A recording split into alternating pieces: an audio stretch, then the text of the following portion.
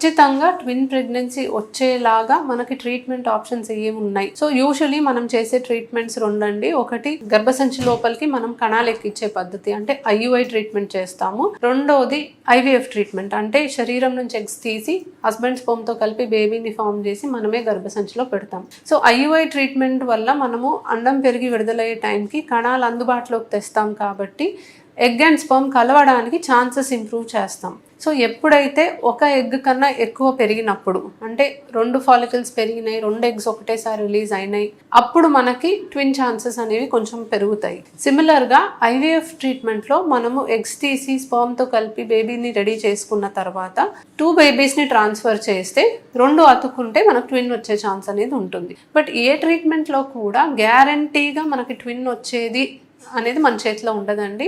So IUI ట్రీట్మెంట్లో ఒక follicle కన్నా ఎక్కువ ఫాలికల్ డెవలప్ అయిన ప్రతిసారి కూడా మీకు ట్విన్ ఛాన్స్ ఉంటుంది.